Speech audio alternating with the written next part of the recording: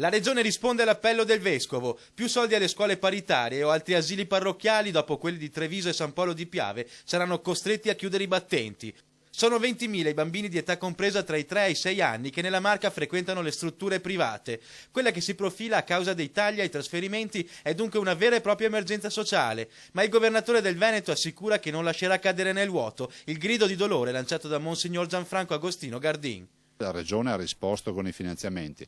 Adesso saremo a fianco alla Chiesa e quindi alle famiglie che hanno questo problema per difendere questa istanza a livello nazionale.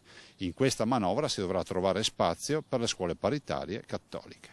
Sul piano politico però è scontro. Dal Partito Democratico partono bordate a Lega e PDL con l'accusa alla Regione di aver stanziato fondi troppo esigui.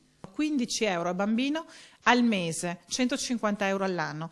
Sono troppo pochi per una regione dove questo servizio è garantito da queste scuole. Il 68% dei bambini in Veneto ed il 75% nel Trevigiano frequenta infatti una scuola paritaria, facendo risparmiare oltre 500 milioni di euro allo Stato.